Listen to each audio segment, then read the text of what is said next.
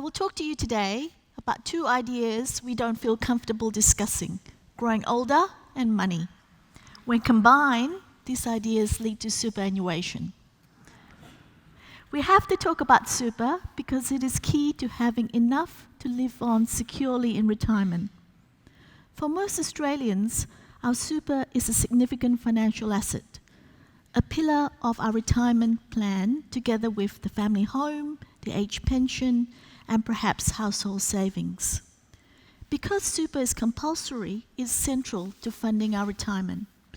To give you an idea, 15 million Australians collectively own 2.7 trillion in assets via superannuation. This amounts to about $180,000 each.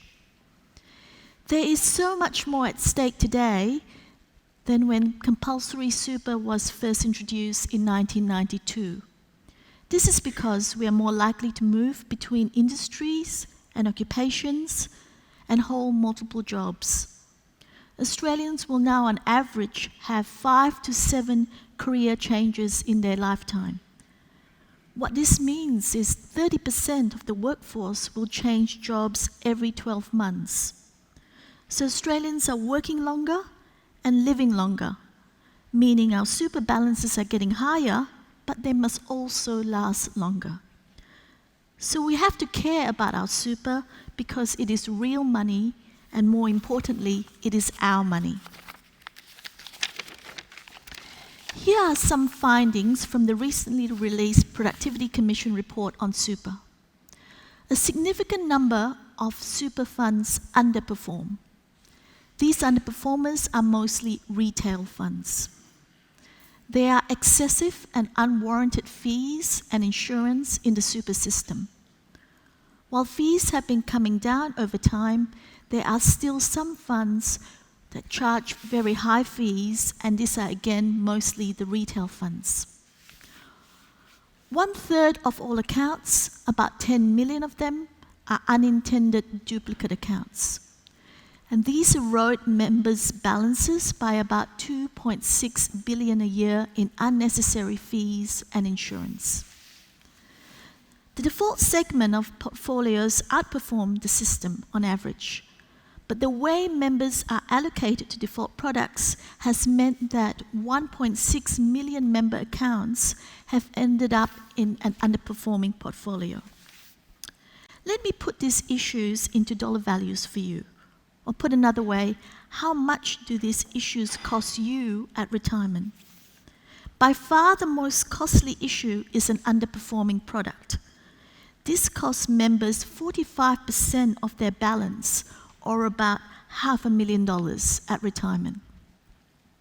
The other issues like unsuitable insurance, multiple accounts, and high fees cost between 6 and 14% of the balance, or between $50,000 to $100,000. I want to talk a little bit more about the underperforming issue with an example. Imagine a young person starting full-time work at age 21 on an annual salary of $50,000. If the super is invested in a high return product, the super balance at retirement will be about 1.2 million. However, if the same super is invested in a low return product, the balance will be just under 600,000. What this means is that at retirement, the individual would have lost 13 years' worth of pay. So many of these issues happen simply because we are human beings, believe it or not, and sometimes have irrational beliefs or behaviors that subconsciously influence our decision making. These are known as behavioural biases. Richard Thaler, who won the 2007 Nobel Prize in Economics, explored these behavioural biases in his book, Save More Tomorrow. He identified 4 behavioural factors that impact the decisions we make about savings. First, he points out that we as humans have limited time and cognitive abilities to make decisions. He called this bounded rationality. Complexities in the super system make it hard for us to decide which funds to pick and how much to save. Second, Thaler said that we value the now more than the later. We need to become more comfortable with delaying the rewards to get higher returns. And this is especially true when it comes to super. Third, we procrastinate and end up doing nothing. We have to challenge our tendency to stick with the status quo, to think about our options. This is a problem with superannuation because many of us have defaulted into a fund or even multiple funds without much thought. By sticking with the default, we may be missing out on better investment opportunities. And last, we face what is known as a loss aversion bias. We have a tendency to care more about losses than equivalent gains, about 3 times more on average. Because of this, we view less money to spend today as a greater loss than the equivalent gains to our future savings. So, how do you start taking control of your super? My big idea at this festival is for you to actively engage with your super. This can be done by first finding out if you have multiple accounts. If you do, consolidate them into one. This will save you money on fees.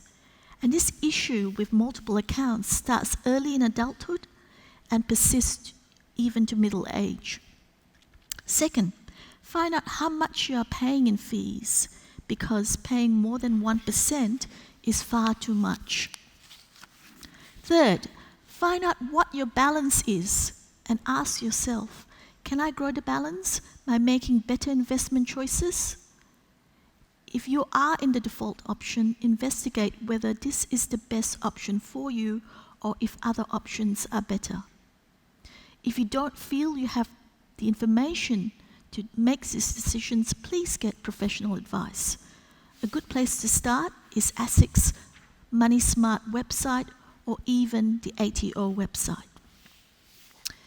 You are probably thinking, I've heard this all before, we've all seen the ads on telly, or she's not really talking to me. But consider this. Which one of these high-risk groups do you belong to? Are you in the 90% who do not switch funds every year? Or the 70% who have never changed their investment option? Are you in the 60% who do not understand fees and charges? Or are you a woman? And half of us are. This immediately places you in a high-risk group because 40% of older single women experience economic insecurity in retirement. 44% of women rely on their partner's income as the main source of retirement funds.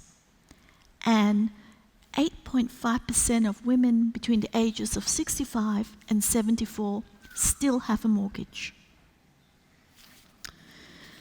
The great news is, it is never too late.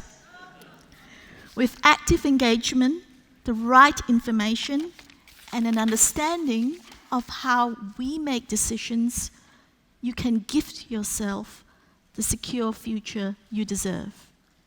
Don't bury your head in the sand. Doing nothing is not an option. Thank you.